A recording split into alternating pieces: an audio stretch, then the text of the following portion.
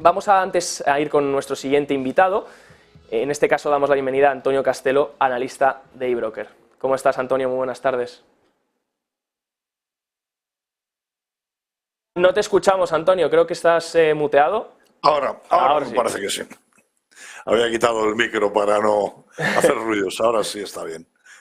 Bueno, Alberto, Antonio, lo primero que quiero comentar es el tema de la tormenta bancaria que tanto se dio de sí, que tanto acaparamos los medios hacia el miedo que había en ese momento. Silicon Valley Bank quebrando, Signature Bank quebrando, las ayudas por parte de la Reserva Federal para brindar liquidez.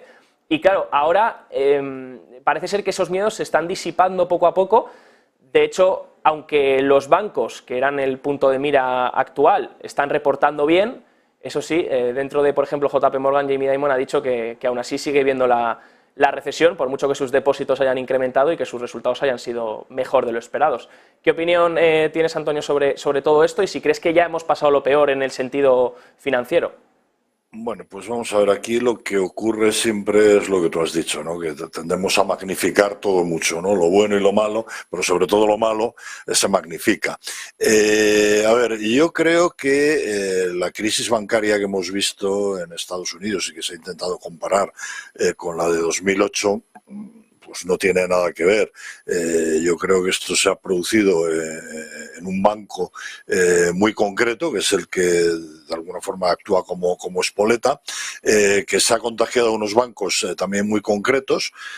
Ese banco, el Silicon Valley Bank, era un banco que evidentemente no estaba bien gestionado, no se estaba haciendo bien el trabajo de gestión de riesgo de su balance, por lo tanto no estaban actuando bien sus gestores, sus auditores parece que no se estaban enterando tampoco y el regulador americano pues parece que tampoco se ha enterado hasta que han tenido el problema.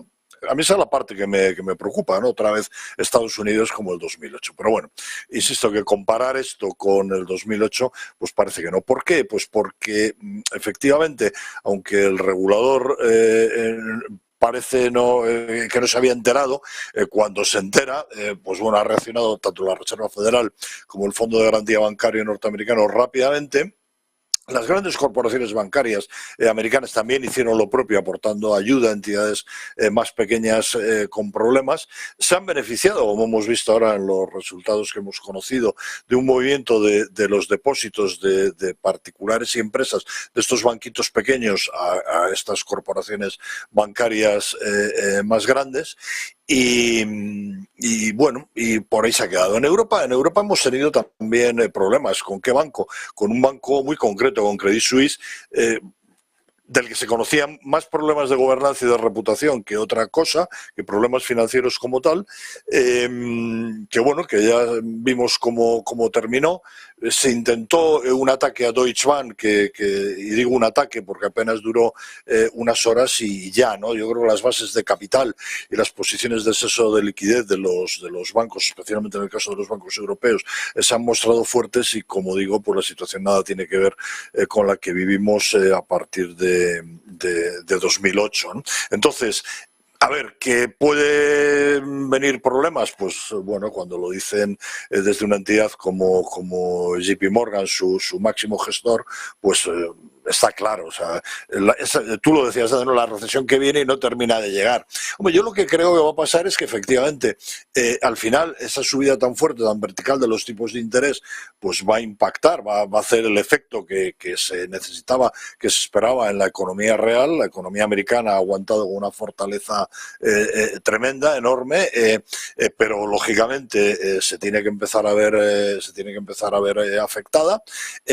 Yo creo que nos vamos a encontrar con una situación en la que la inflación ni mucho menos se verá a los niveles del 2% que nos han dicho sistemáticamente los bancos centrales. En Estados Unidos se puede quedar en torno al 4, 4,5%, que los tipos de interés en Estados Unidos les queda un movimiento más de subida, como mucho 2, que les llevaría al 5,25, al 5,50, que tendríamos una situación por primera vez en mucho tiempo de tipos de interés reales positivos, lo cual para la economía está muy bien, y que efectivamente pues que se van a producir ajustes, pero que bueno, que si nos fuéramos un año atrás, donde veíamos todo negro, negrísimo, pues bueno, nos quedemos como estamos. Vamos a tener probablemente 1 año, 2 años, 3 años de bajo crecimiento, todavía de una inflación elevada, pero yo creo que de ahí no va a pasar la cosa. Esto que nos comentas. Y Antonio, quería mirar también hacia el petróleo, porque hemos conocido el otro día ese recorte de la OPEP+, vimos el inicio de un rebote también en el West Texas y también en el Brent. Y claro, ahora hay muchos informes, de hecho Goldman ya cambió su estimado de petróleo para final de año, lo subió hasta cercano a los $100. Citi dice que no es suficiente este recorte como para llegar hasta ahí, que hace falta más recortes.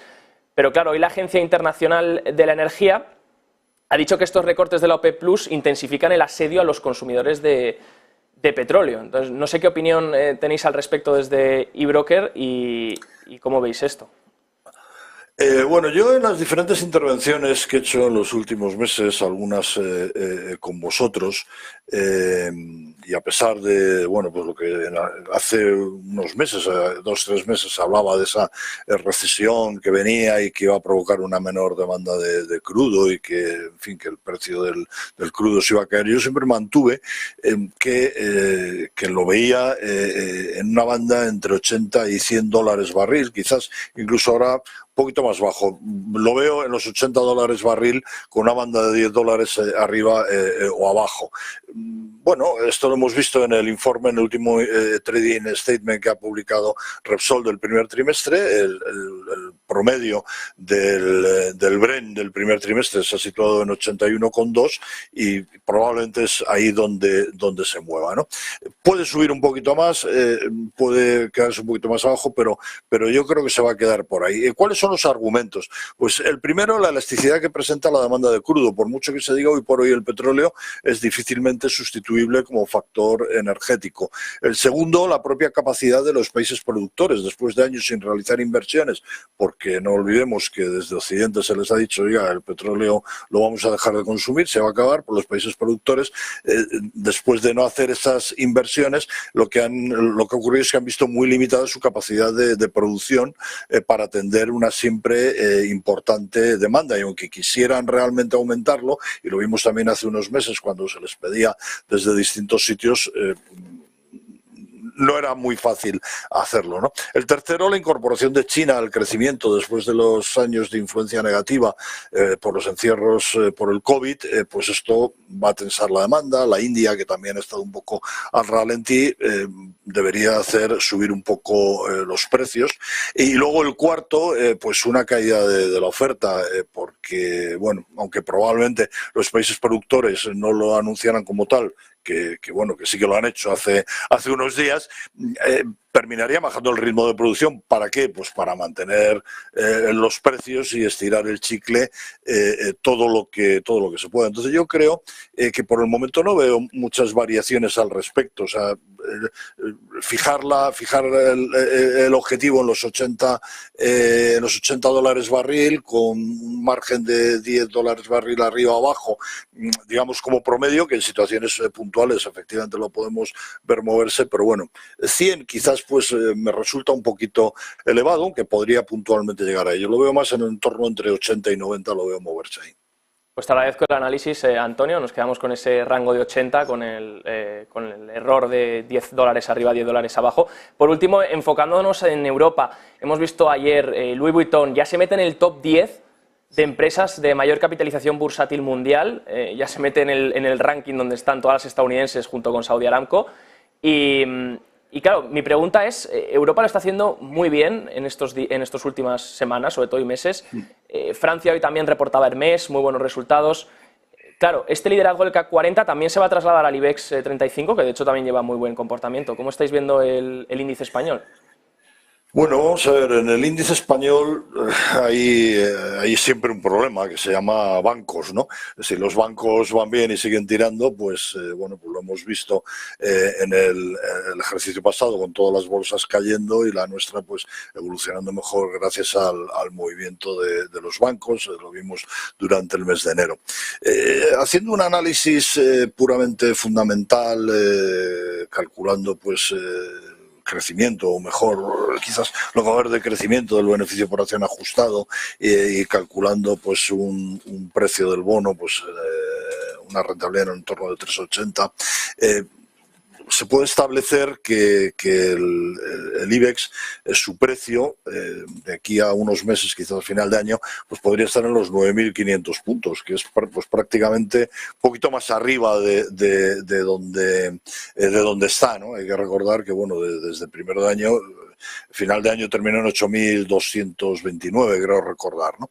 Entonces, se ha comido, lo que quiere decir es que en el primer trimestre se ha comido prácticamente la subida del año, ¿no?